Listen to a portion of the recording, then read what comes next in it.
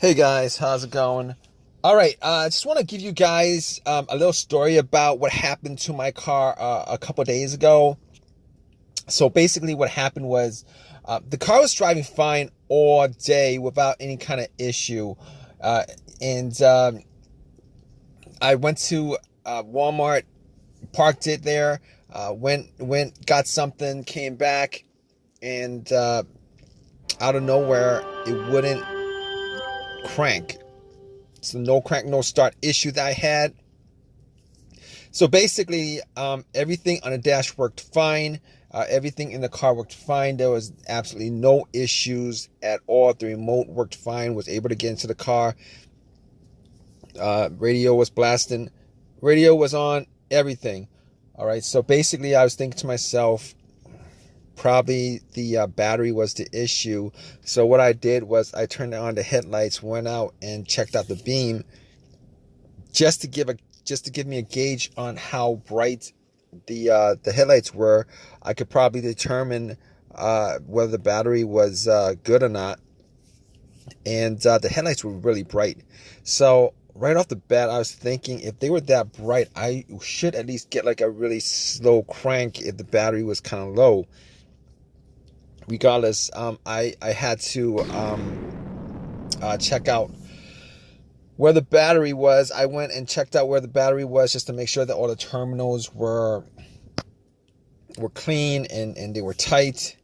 And I noticed that the terminals were a little bit corroded. There was some white bluish stuff on there. So what I did was I took out a bottle of Coke, poured it on the terminals, and was trying to clean it with some paper towels, and was able to clean it pretty good. Now the terminals weren't super tight. I was able to wiggle it out, but they were snug in there, so I knew that it probably wasn't the terminal being loose that was causing the issue.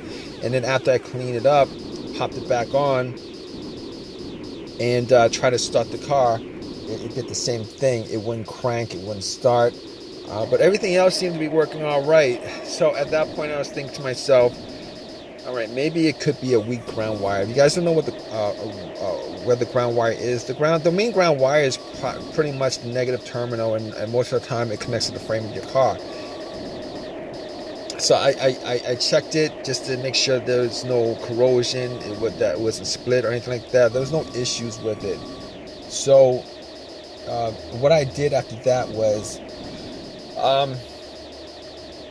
I had a battery pack that I bought a couple of months ago, because I had the same situation where I swapped out the battery.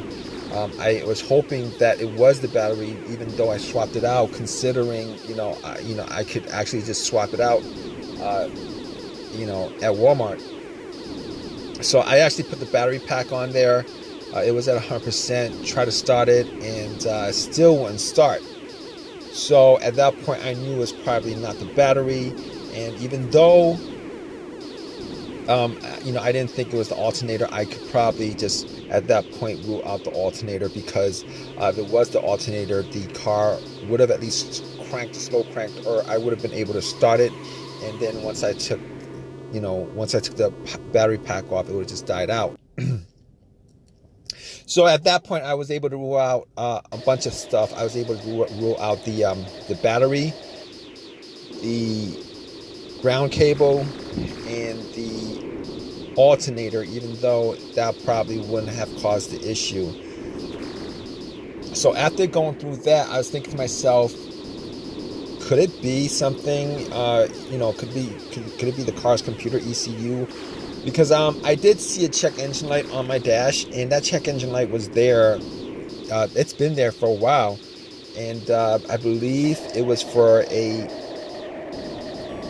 O2 sensor issue. Now, I did have an OBD2 that I bought from Walmart, and it was a $19 OBD2, one of those cheap ones, and I pretty much hooked it on to my OBD port, and trying to make sure that I was actually getting a connection between the car's computer and the car itself. It did scan all the way through. Now, I'm pretty sure that that the OBD2 wouldn't actually pick up anything that would cause a no crank, no start situation for the most part, except if if if the car's ECU, the car's computer was, for some reason separated from the car. For what reason, couldn't communicate with the car. But anyway, regardless, I actually plugged it in. It scanned all the way through. Only code that popped up was the aux02 sensor code, and at that point, I was pretty sure that it wasn't anything to do with the car's computer, any codes that would cause it, and I actually had to move on to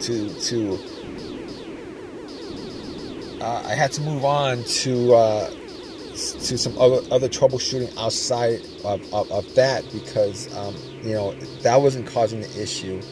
So basically, I got to a couple of things, which were the fuses and the relays, which were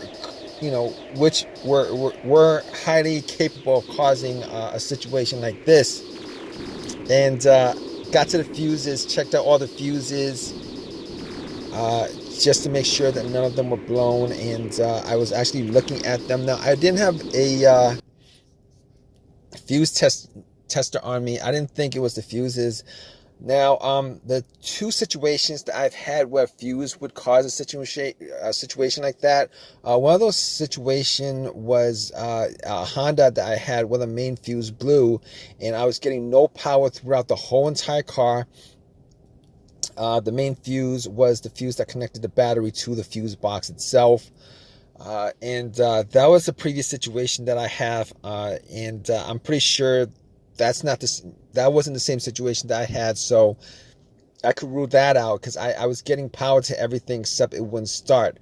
Now, the other situation I had pertaining to a fuse that caused a no start situation was actually a crank no start situation, and I think one of the fuses actually blew.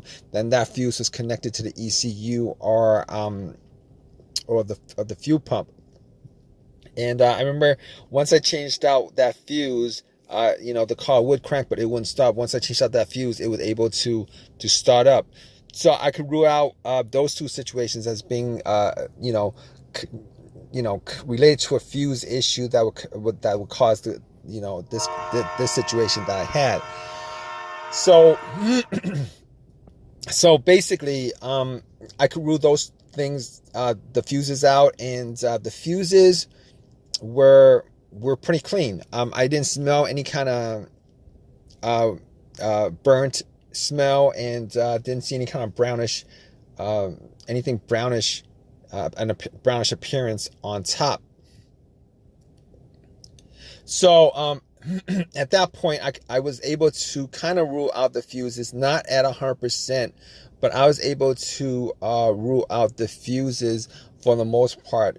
So basically, at that point, I had a situation where I was maybe, it could have been the relays or the starter. That's what the two situations that came up.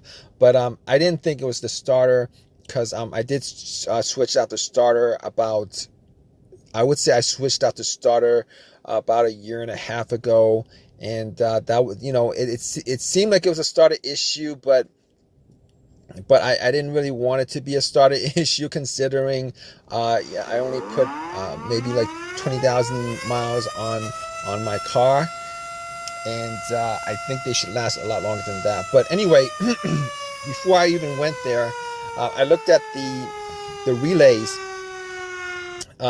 just to see whether they had issues or not. Now, I couldn't make out whether the relays had issues, but I did get to the starter relay. I pulled it out. It looked like it was a bit dirty or whatever, but I had some rubbing alcohol, put it on some paper towel, and wiped the connectors, put it back in, try to start it. It really didn't do anything. Didn't change up the situation. So I was thinking it was a weird situation, because it would click every time I would try to start the car, it would click, but it wouldn't crank. It wouldn't crank at all.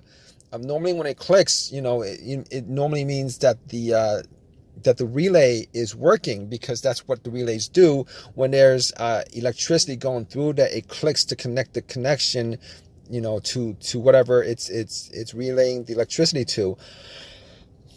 But regardless of that, I actually had another relay that I was able to swap out with that, and I actually was looking for another relay with the same, with a similar relay in the box, and I was actually able to find one. And what I did was I took that relay out, and I swapped it with with the other relay, and I went back and tried to start it, and guess what? Bam! It started up. It worked without a problem. And at that point, I knew that it was the relay that was the problem. All right. So it was a pretty easy fix. I drove to AutoZone, which was within that whole shopping center. Swapped out the relay, and that was like 3 days ago. Haven't had a situation since. I've been driving the car, turning it on, off, for 3 days. Haven't had that situation at all. So just want to give you guys, just gonna give you guys that story of a quick fix that I had of my car. If you guys are in the same situation, you guys watching this video, hopefully you guys have as easy of a fix as I had on my car. You guys have a comment, leave your comment in the comment section. Please give me a thumbs up. Please subscribe. Like I said, if you guys are in the same situation, just go through the steps that I went through as far as trying to figure out, the situation with my car. And, you guys should be good as far as troubleshooting and diagnosing your particular problem. Take care, guys.